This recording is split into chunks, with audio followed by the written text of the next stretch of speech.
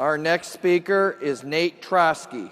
Nate Trotsky is the owner and founder of Trotsky Baseball, one of the country's top showcase camp and travel baseball organizations. He also works with the Milwaukee Brewers and serves as a consultant for the German national team and the MLB area codes. Trotsky has served as a baseball clinician for numerous West Coast colleges and universities and at baseball meetings around the nation. His coaching endeavors have taken him around the world to countries like South Africa, Japan, the Dominican Republic, and many, many more. Trotsky has coached in Europe professionally, where his team claimed a national championship. He has also coached with the South African, Croatian, and German national teams, and has been an assistant coach in 3 North American minor leagues. Please help me welcome Nate Trotsky.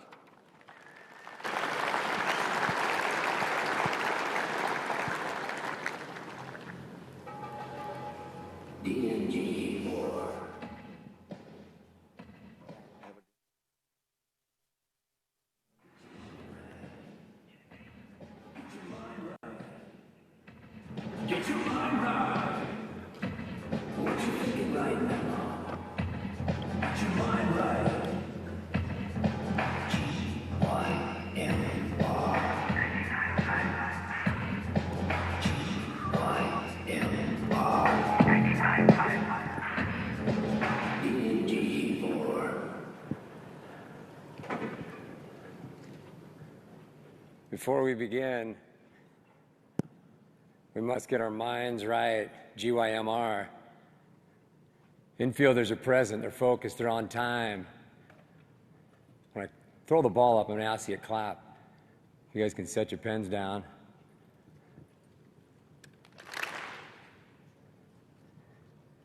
Present, focused, and on time. On time. Timing is the key. On time. A lot of guys are early. 1 heartbeat. On time. Early. On time. So we're going to add something to the timing element. Great infielders are on time. 1 pitch at a time for 100+ pitches in a game. But timing is just one element. There's also a component of rhythm to the ball. So what we're going to do is I'm going to count 1, 2, 3. Then after 3, we're going to do a double snap and a double clap. We're going to see what kind of rhythm we have here. So we're going to go 1, 2, 3. 1, 2, 3. 1, 2, 3. A lot of guys are early on the snap. You can't be early 1/10 of a second. We have to be on time with rhythm. 1, 2, 3. So when I throw the ball up, that represents our pre-pitch movement. I call it the pre-pitch dance. So we're dancing with the pitcher, we're dancing with the ball. So when I throw the ball up, it represents being on time as the ball crosses the contact zone. So I'm going to throw the ball up, and right when I catch the ball, we need to be present, focused, and on time, 1 pitch at a time. And throughout my talk, I'm going to be throwing the ball up and checking in and seeing if our minds are right. The most important component of an infielder is to be present, is to be focused, and be on time, and that's the grinder. But once I'm on time, if the ball is hit to me, I must have rhythm. And rhythm is a byproduct of movement. Predictable movement and timing. But how can I predict my movement when I don't know when the ball is coming to me? And that's the great challenge of the infielder, to have rhythm in a rhythmless position. Playing infield, there is no rhythm, so we must create the rhythm. So as I throw the ball up, I'd like you guys to clap. And right after you clap, we're going to go double snap, double clap. We're not on time. Let's try it again. Slow the game down. The problem with the infielder and also the hitter, just the game in general, our heart starts to beat fast. We need to slow the game down. Slow the game down and find rhythm. Rhythm. Be on time. First and foremost, our clap is not on time. Our clap must be perfectly on time. That's simulating our land and our dance. If it's a split, if it's a right-left hop, whatever it is, we must be perfectly on time because we're fighting for 10ths of seconds. Be on time. Somebody's early. You can't be early. Let's just get our clap dialed right now. We might be here for 40 minutes, okay? And when you look out and you watch the infielders, they must be in a dance and they must be in sequence and it must be one heartbeat. And rarely do we ever look at our infielders because the ball is crossing the contact zone and we're watching the hitter because that's what's happening. But we need to look and see, are we on time? Are we fighting for that tenth of a second and do we have one heartbeat? So right now, we don't need to do the double clap or the snap. Let's just be present and on time. Somebody's early, probably 20 guys over here are early. Someone's early, they're clapping when the ball's in the air. Are we baseball players? Who are we? We got some infielders out here, let's go be on time. That's a little better, let's do it again. It's early. So right now I'm a quick pitcher. I'm a little quicker to the plate. Now we're talking. Now we're talking. Now I got a big leg swing. Someone's early, you can't be early. That means you got dead feet, you got no rhythm. No rhythm, the rhythmless infielder, where are you? I see you over there. You're going to be on the bench. That's what we're talking about. Be on time. Quick pitcher. Now we're talking. Now we're going to add the rhythm. So we're going to be on time. We're going to have rhythm. We're on time, one pitch at a time. In the average game, there's 140-plus pitches in the average game. In the grinder, he does not take pitches off.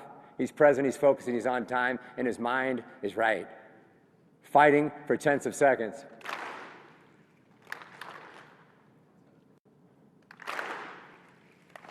So at any time throughout the talk, this is simulating, that's 40 minutes that I'm on stage. At any time I throw the ball up, that means the ball was hit to you.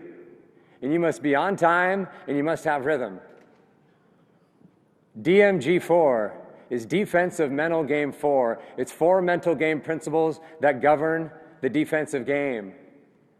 Get your mind right. We must not let the things we can do little or nothing about affect the things we can do a great deal about. In layman's terms, keep the controllables greater than the uncontrollables and keep the process greater than the result. And DMG4 is the controllables. It's the process. It's the internal. It's the intangible. It's the unseen. But the unseen is seen because of the 95-5 principle. And the 95-5 principle states this, that the game is 95% physical and 5% mental, only 5% mental. But the 5% mental controls, determines, and dictates the 95. So get your mind right. Get your mind right. Some of these claps, I went between your legs, this guy. You missed it. Come on, be on time. Give me some rhythm.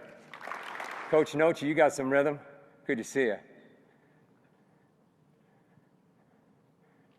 The 95-5, every NASCAR driver knows what makes a champion lies under the hood. Under the hood. Bad motor, bad gas, bad finish. Get your mind right. Therefore, regardless of skill, speed, tools, athleticism, if the infielder's mind is not right, they will not be successful. And when you ask an infielder, you say, what does it mean to get your mind right? The majority of the infielders cannot tell you what it means to get their mind right. And if they cannot tell you just like they know their name, like I ask you, what is your name, sir? His name is Brian. Brian responded unconsciously. He did not have to think what his name was. You should know as an infielder what it means to get your mind right, because if you don't, you can't articulate it unconsciously. How do you apply it to the game? And those that do respond, when they respond with uncertainty. DMG4 is taking the complex, the complexity of the mental game, and taking it and making it simple. That is genius, and that's what the genius do. They take the complex of the game and they make it simple. DMG4. Principle 1, the goal. I don't take pitches off. The grinder is present, focused, and on time, one pitch at a time. They're fighting for tenths of seconds and inches because they understand that tenths of seconds and inches are the difference between making plays and not making plays. They also understand that one pitch in the game is the game changer, the turning point, and the difference maker. One pitch in the game is the game changer. And they fight for that pitch the whole game. They have perspective. The ball travels, when squared up, 100 miles an hour in half a second. And when an infielder's in motion, they cover 10 feet of ground in half a second. Therefore, if an infielder is late, tenths of seconds, tenths of seconds. The routine play becomes difficult, and the difficult play becomes impossible. In the average 2-hour game, the ball is in flight for 8 minutes. For an hour and 52 minutes, nothing is going on, and the mind is vast, capable of 40 visual images and thoughts per second. And the mind is an expert. It is the master at being distracted. That is what the mind does best. It gets distracted. So within the vastness of the mind and the stillness of the game, the greatest challenge, the number one greatest challenge, is the infielder's ability, and their most important characteristic is their ability to be present, focused, on time, one pitch at a time for 100-plus pitches in a game. Say it with me, get your mind right. Say it again, get your mind right. I can't hear you, get your mind right. I want to feel you, get your mind right. In Hilo, Hawaii, at Wong Stadium, we're walking around and hanging out with the Hawaiians, the Hiloans, okay? They come up and say, Coach, I'm hungry. It's time to eat. It's time to eat. I'm in the Rise and Shine Club, Coach, because last year when you came to camp, you made me hungry. They said, I'm in the Rise and Shine. I'm getting up at 5 a.m., and I'm hungry. And I could feel that player. And you can feel the player when he sets up in his pre-pitch. You can feel him if he's hungry. One pitch at a time for 100-plus pitches in the game. Just look at his posture and look at his body language, and it'll be all over his body. You don't have to say nothing. I want you to say to the person next to you, say the grinder's focus is at another level. Let him know. Principle 2, the approach. The situation dictates. The rat. The rat dominates the space between each pitch. He dominates it. He is situationally prepared. He understands that the game is governed by 4 situations only. It's BSHSA. Say it with me, BSHSA. Say it with me, BSHSA. The game is governed by 4 situations only: bunt, steal, hit and run, and swing away, period. And the situation changes pitch to pitch. Get your mind right, infielder, because the situation changes pitch to pitch according to the count, the score, the outs, the inning, the batter, the base runners. He prepares his mind with internal and external communication, placing the most probable situation into the equation along with the tendencies of both teams. And when the mind is prepared, the infielder responds unconsciously, with confidence, with great judgment, and with precise play execution, because his mind is prepared. Say it with me, get your mind right. The rat. The rat. Principle 3. Principle 3 is the mindset. The dirtbag expects to be challenged on every pitch. In, back, lateral, bullet. That's the mindset. In, back, lateral, bullet. Expecting to be challenged elevates intensity, focus, and anticipation, which ultimately increases quickness, reaction time, and range. The majority of the plays of the infielder are made within an 8-yard, 24-foot radius. And within the 8-yard, 24-foot radius, speed and quickness is overrated. It's overrated. You take a 7.8 runner, a slow runner, a below-average runner with below-average quickness, and you take a 6'8 runner, an above-average runner with above-average quickness, and you put them in an 8-yard race side by side, and unlike what you would think, when they race, they will finish virtually in a tie within the 8 yards, because speed and quickness is overrated. And this is why we see at the highest level. We see at the highest level gold glove defenders with below average speed in the big leagues playing the middle. Brandon Crawford is one of them. Below average runners with average quickness. But what they possess above average footwork, reads, routes, and the big one, mindset. anticipation. They expect to be challenged on every pitch. And when you expect to be challenged on every pitch, you gain the 0.5 advantage. And the 0.5 advantage states this: when an infielder is in motion, they cover 10 feet of ground in half a second, ultimately proving that range, reaction time, and the ability to make the difficult play routine. Say it with me, the ability to make the difficult play routine. That is the goal. The first goal stems with taking the routine play and making it remain the routine play, then taking the difficult play and making it the routine play. They gain the 0.5 advantage, ultimately proving that range and reaction time is a byproduct, number one, not of speed and quickness. It's a byproduct of mindset. And I'm talking mindset, one pitch at a time. We're talking about being present, one pitch at a time. Give me the snap, clap. Give me some rhythm. Come on, guys, let's do it right now. Come on. We just say it with me, making plays. Say it with me, making plays. We're making the great plays routine. That's principle 4. Principle 4 is the bulldog, and the bulldog's confidence is at a different level. We're talking DMG4. DMG4 is playing the game at a different level.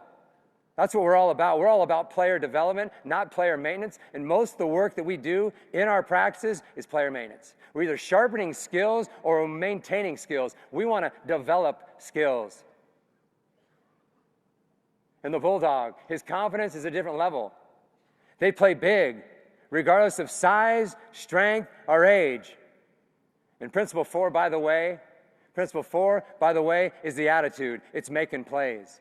It's making plays. It's mindset. It's making plays. It's the attitude. I'm making plays. The bulldog plays big regardless of size, strength, age, situation, circumstance, tools. They play big, totally released from self-doubt and totally committed to the do, to making plays. Not the did, the past, not the don't, the future, but rather the do, the present. And the present is what I'm going to do right now on this pitch. That dominates my mind. I'm making plays. Success takes place in one TZ, one time zone, and one time zone only. The one time zone is the present. The law of attraction states that the body and mind work together, and the body seeks to accomplish what the mind thinks and pictures. Therefore, if the mind is in doubt, the body is in doubt. But when the mind is right, focused and committed and totally present, committed to making plays, the result, the infielder makes plays. No matter what you do in sport, if you're playing basketball, it doesn't matter what you're doing. If you're golfing, no matter what you're doing in sport, get your mind right and commit to the do. In golf, it's making putts. In basketball, it's making shots. On the mound, it's making pitches. In the ring, it's landing punches. In the surf lineup, it's catching waves. And in the infield, it's the bulldog. I'm making plays. Get your mind right. DMG4, the complex made simple. I got to slow down, my bad. I'm losing my rhythm, come on. We got a double-A shortstop right there. Pretty good rhythm and timing.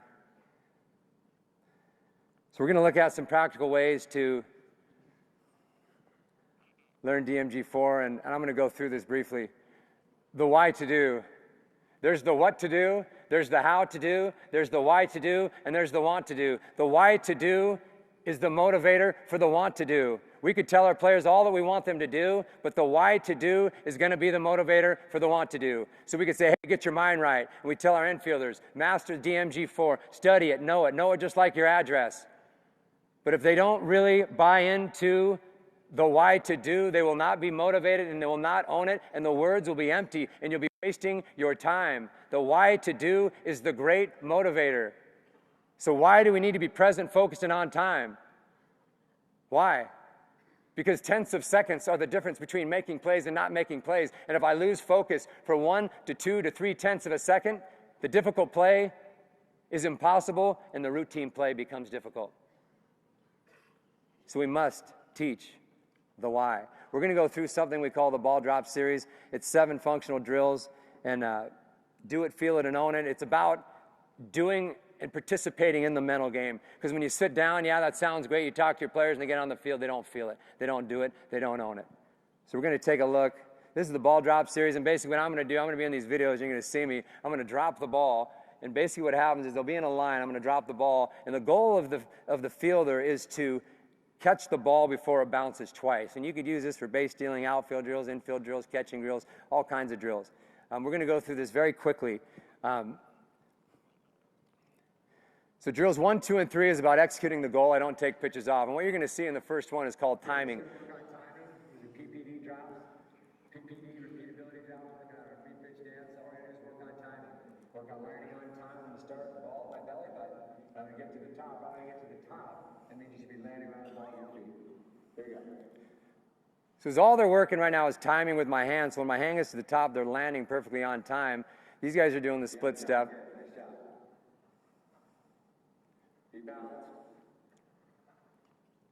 So the first one is PPD repeatability drops, and we're just working on the element of timing to start with.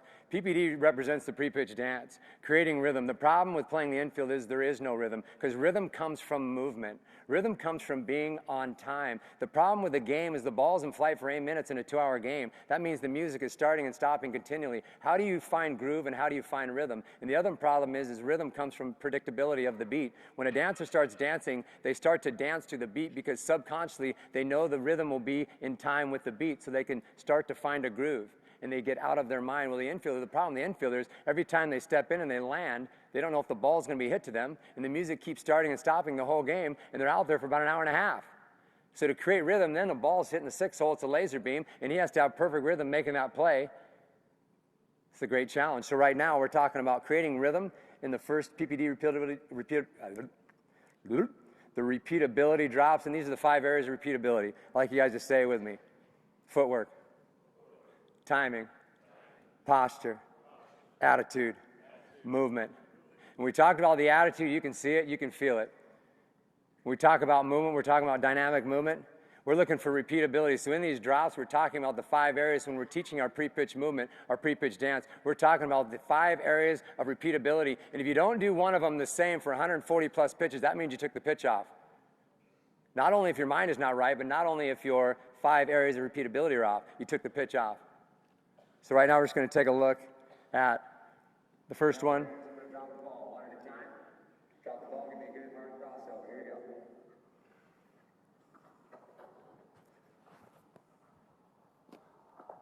Big dynamic movement, hit the ground running. Try to get it before it bounces twice. DQ, I'm going to drop it, so you don't know. I'm going to drop it. Make sure you're on time. Okay, be on time, be in good athletic position, good posture. Here we go.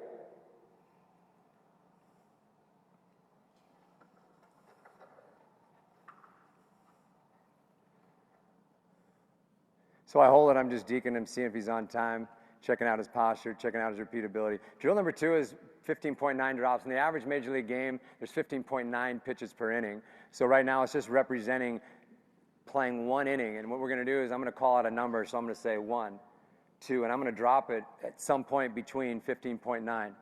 I'll get to 10, 11, and you'll see sometimes I'll take time, sometimes I'll drop 2 in a row, but they're working on being on time, working on not taking pitches off.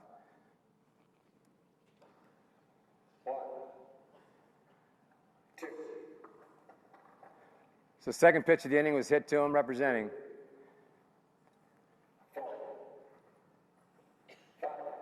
So we're looking for the 5 areas of repeatability. We're looking for guys that are on time and that don't take pitches off. Drill number 3 is called the 1TZ distraction drops. Success takes place in one time zone. The problem with the baseball player we talked about is the mind is vast, and it's the master at wandering. It's the master being distracted. In this drill here, I'm going to start the drop, and you'll see what happens. You're going to see the player get distracted. You're going to see what happens to his success ratio. Ready? And where do you throw the ball at double? Check. Distraction drop. One time zone. You got to be focused and present. Gotcha. And that's what happens in the game. And the problem with playing infield is if you're 1/10 of a second late, you're late. That's the difference between making great plays and not. Okay, that's the difference between keeping the routine play routine. So right here, the guys, oh man, so what we're doing is we're just kind of having some fun with them, and we're showing them the importance of being focused and not being caught in between. Drill 4 is executing the approach the situation dictates, and we call it the script. It's the in between. It's the space between script, basically between the pitches. We teach our guys to have a script. The problem in this game is there's such little communication. So if we teach our guys how to have a script, and we hold them accountable to the script, we're going to create rhythm from our communication. Rhythm's not only a byproduct of dancing, music, and beats, but it's also a byproduct of the voice, the vocal. So we're creating rhythm in between the pitch by our communication. Our script is real simple. I'm going to say the outs, and here I'm keeping it really simple. I'm just saying the outs and where the base runner is, and we're going to go no outs, nobody on base. The second time through, if we were to continue with the video, I'd say 1 out, runner on first. And they're going to say the outs, the outfield priority on a base hit, on a fly ball. Then they're going infield priority. If there's something significant about the speed of the runner or the situation, they'd say that too. So, for example, if I tell the guy he steps up, I say there's 1 out, runner on first. He knows the situation. He looks out. He goes, 1 out, 3 on a hit, 2 on a fly, infield, roll it up. Then he steps up, and he works on being on time. He works on getting the ball. The second stitch, if I said 1 out, runner on second, he's going to say 1 out, 4 on a hit, 3 on a fly, infield, check the runner, going 1. Runner on third base, 1 out. He's going to say 1 out, 2 on a hit, 4 on a fly, infield, check the runner, going 1. So we have an actual script, and they follow the script, and every 3 pitches, they continually say it. There's a little bit more we add to the script, but we're keeping it extremely simple here. We call them talking baseball communication drops. Okay, we're going to go situation dictate drops. I'm going to give you the out and where the base runner is. Okay? Communicate the situation. Priorities from the outfield to the infield, and we're going to do ball drops. Okay? Ready? Start now. Nobody on. 1 out. 1 out, 2 on the hit. Infield, go 1. 1 out. Nobody on. 1 out, 2 on the hit. Infield, go 1. So when they go through the line, then we'll switch the situation, they communicate it. Drill 5 and 6 is executing the mindset of challenge in every pitch. And what you're going to see here is we're going to start with 2 balls, and I'm going to communicate with the other dropper, and we're going to act like we're infielders, going me or you, so he knows who's dropping. Then the person calls ball, so the infielder, as he sets up, he's not going to actually do a pre-pitch, a split, or right-left hop. He's just going to be in the sway posture, and he's going to be listening. And he's going to take off right or left. The concept is in-back lateral bullet, and we also do it forward. We have a guy in front and a guy in back, so you can have 4 balls dropping, or you can have 2 laterally or 2 vertically. Right now, we're just doing lateral drops here. Developing the mindset of expecting to be challenged. So there's 2 guys, I'm communicating, me or you. They're in the sway, pre-pitch stance. Drill 6. The 0.5 advantage, this one is the most interesting. You're going to see the guys communicating. I'm going to say 1, 2, and what I want you guys to do, we're going to work on this. It's timing. We're working on the 0.5 advantage. So we're going to clap at 1.5. I'm going to say 1, 2, and your job is to clap at 1.5. Ready? 1, 2. Just at 1.5. We should be perfectly on time at 1.5. Ready? 1, 2. Ready? 1, 2.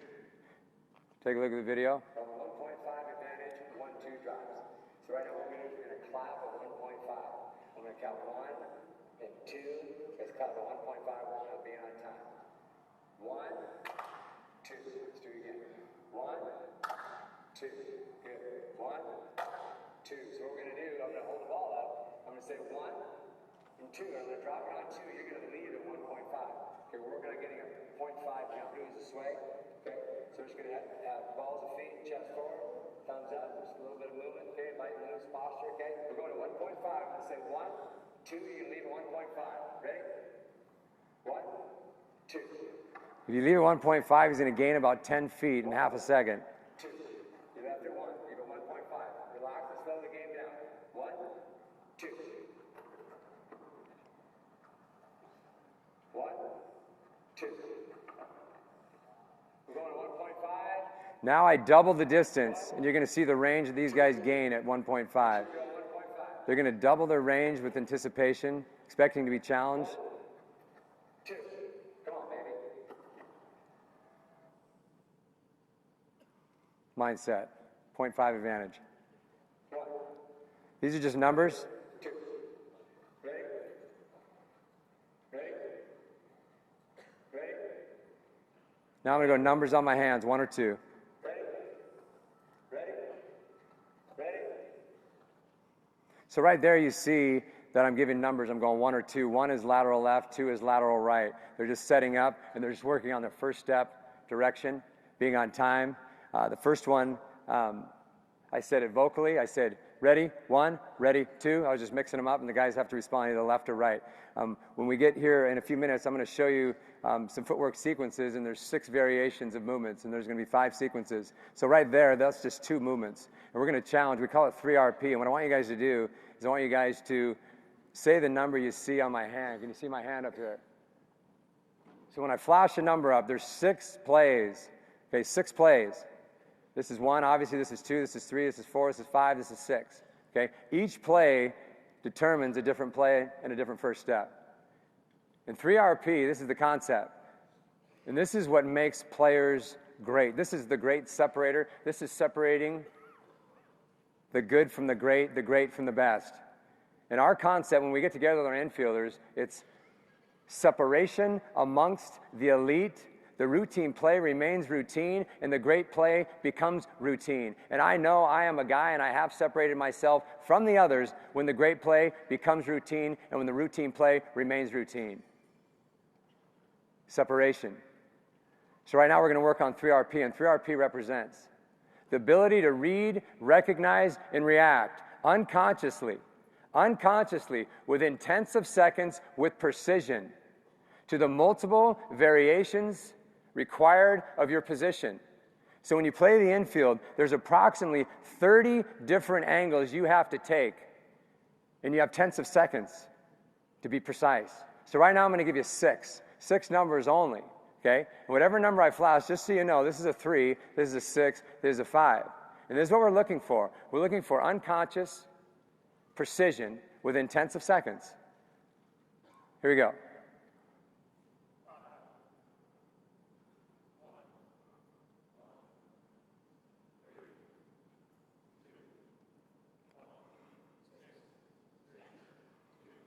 And when we get to our footwork series, this is the type of precision we're looking for with timing. See, tenths of seconds matter.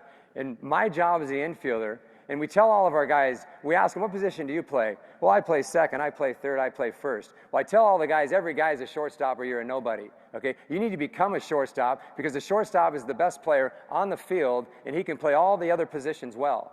So we need to become shortstops. Well, I'm just a first baseman because I'm kind of stiff. I'm just a third baseman because my footwork's limited and, whatever it might be. Limitations. Everybody is a shortstop, and if you watch the shortstop and you watch the third base and you watch the first base and second base, and the footwork is all intertwined amongst them all. And that's why the shortstop can play every position the best.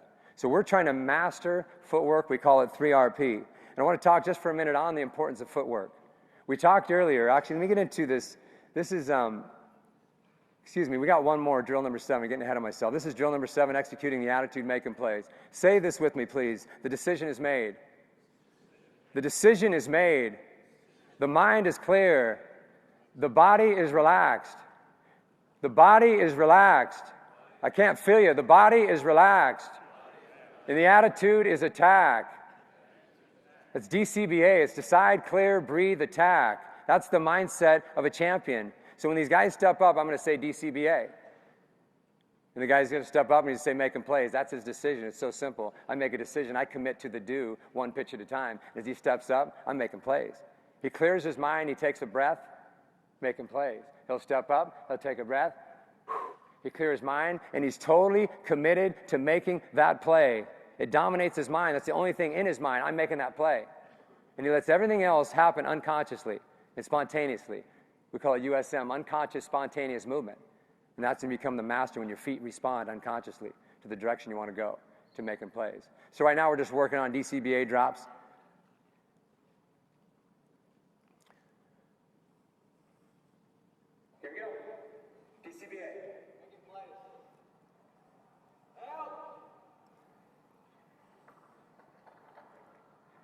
CBA.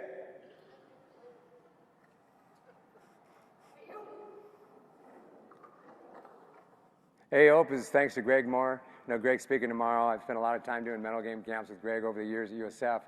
AOP stands for attack on every pitch, and that's our mindset. So these guys are saying, AOP! AOP!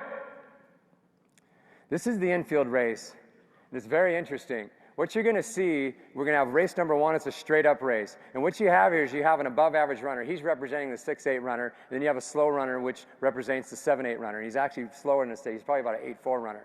And you're going to see the first race is a straight-up race. And the straight-up race basically is going to show that speed and quickness and age and strength is overrated. And I've done this for over 10 years, so this isn't just like one test. I've been doing this over 10 years. And every camp that we do about 15 to 20 a year. And we line up every single player on the line, and I stand back, and they're all on the line lined up. And I say, we're going to sprint 5 yards. And I have the ball, and they all go on the ball drop. They sprint 5 yards. No matter if you're a freshman, if you're a senior, if you're fat, you're skinny, you're tall, you got short legs, long legs, weak, it doesn't make any difference. Within that 5 yard, almost every single guy is perfectly neck and neck. It's unbelievable. I do it over and over, and I've done it for probably 15 years. You start going, interesting. We get so caught up in speed and quickness, it's ridiculous. It's anticipation. It's preparation. It's first step. And you're going to see right here in race number 1 that speed and quickness is overrated. Going the wrong way. Let's see. Hey, Rich. Is Rich still over there? There's a big old speed bump here, so if I trip at some point, please don't laugh. Okay, here we go. Straight up race. They're both going on the straight ball drop. That's above average runner or slow runner. One more time.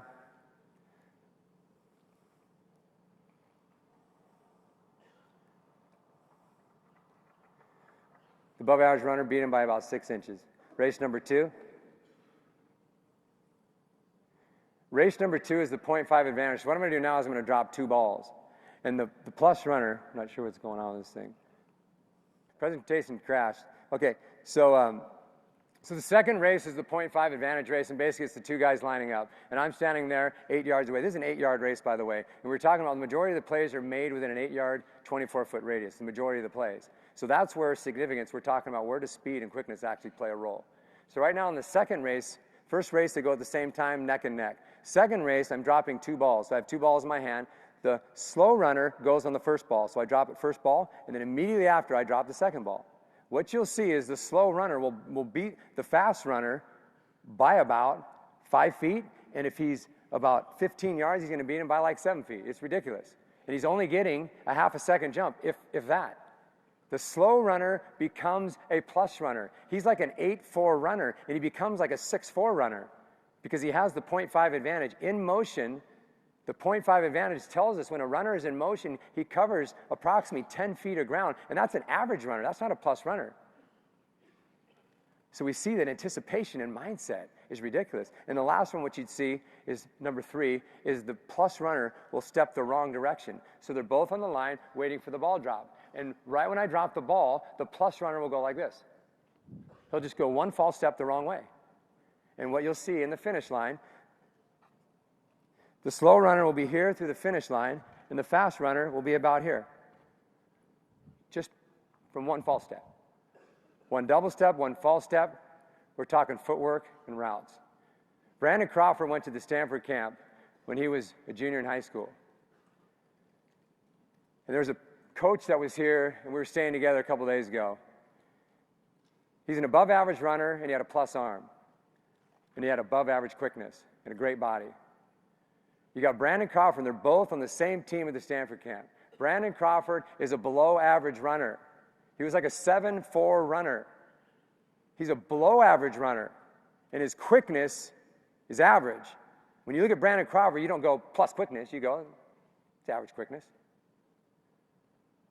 Brandon Crawford is an MLB All-Star. The other coach, Coach Valenzuela, never even played pro ball because he never got drafted. The great separator is footwork. And you're going to see in these drills that I'm going to show here in a second, we can get this thing going. Hopefully we can. What we're going to see is my nephew. He hasn't played 1 inning of high school baseball. A year and a half ago, I told my brother, I said, your son is a terrible infielder. He's got some of the worst feet I've ever seen. His hands are bricks. Okay? And he needs to catch or play outfield because he has a plus arm and a short arm.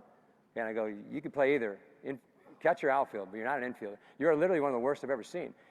Okay, I'm not kidding. He was bad. Okay, and my brother's like, well, he wants to play shortstop.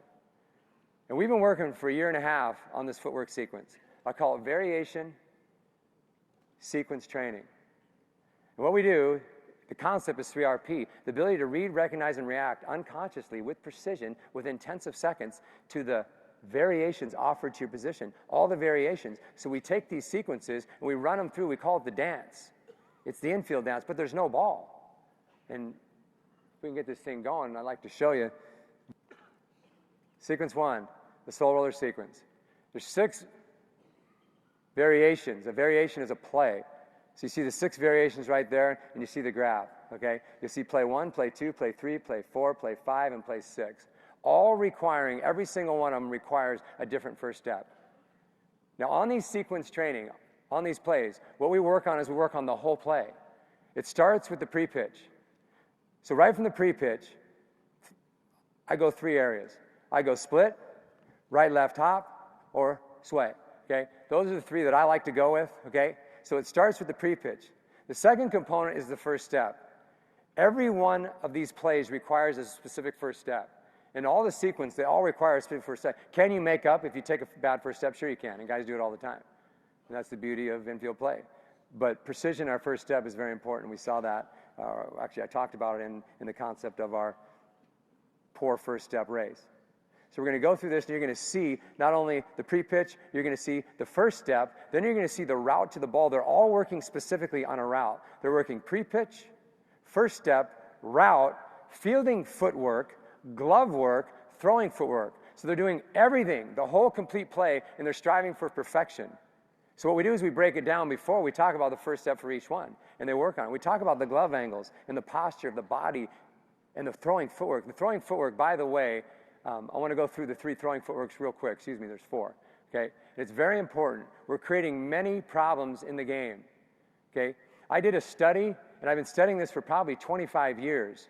I was in the Dominican for 6 years, and I would just sit back, and I'd sit for hours and watch the infielders. Okay? And I go, what are they doing different? Because there's something significant that they are doing different because their feet are working different than what I see in the States. And I'm not saying there's not anybody in the States that does it, but I didn't see it a lot.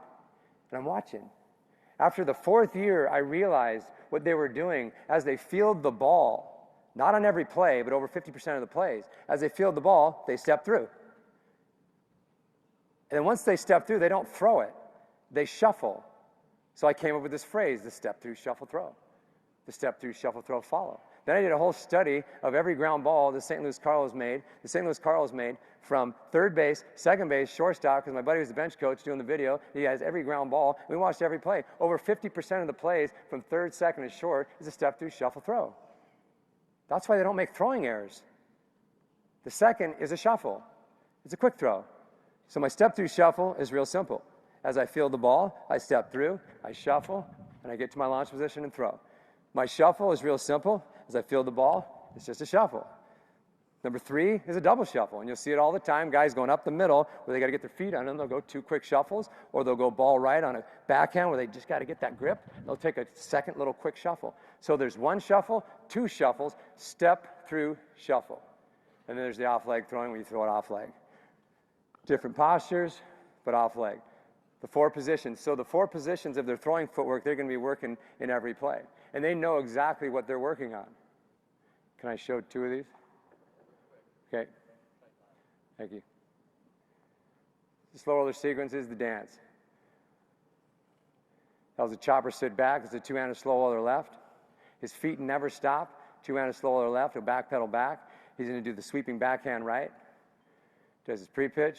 Sweeping backhand right. Comes through it. Do or die, come get it one-handed. He's going to do or die, come and get it barehanded.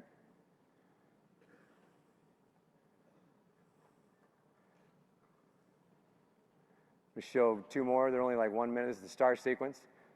1, 2, 3, 4, 5, 6. First play is lateral left, get in front. Lateral left, get in front. Second play is lateral right, get in front. Third play will be drop step. field width, step through, shuffle, throw. Fourth play is drop step right, backhand, shuffle, throw, follow. Fourth play is routine, cut the distance, steps right, cuts the distance. Shuffle, throw, follow. There's a chopper, come and get it. Catch off left, throw off right. Maybe we can give me one more in here, hopefully. This is the neutral sequence. Ball's hit at the infielder. Ball's hit at the infielder. First one's a drop step back to create depth on the ball. Play one. Second one's a hard hit ball where he doesn't have time to move his feet. It's called a field through. Fields through, step through, shuffle, throw. Third one is a routine play. Step right, right, left field, step through, shuffle, throw. Fourth one is routine right, come and get it one-handed. He reads the hop, he's got to go get it one-handed. Fourth one is routine, cut the distance, so now he has to really gain ground on the ball to cut the distance, right, left field, shuffle, throw, follow. And the last one is ball right, come and get it one-handed.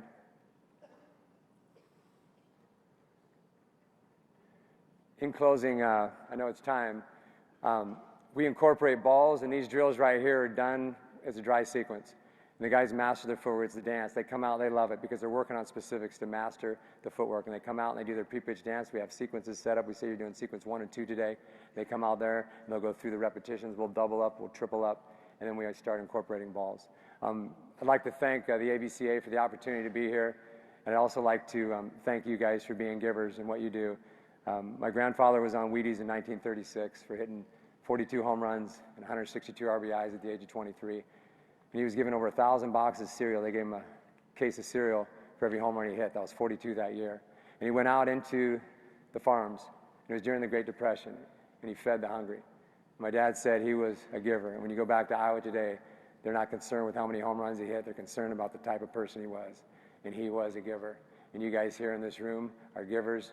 I'd like to say hats off to you and thank you to the ABCA. Thank you.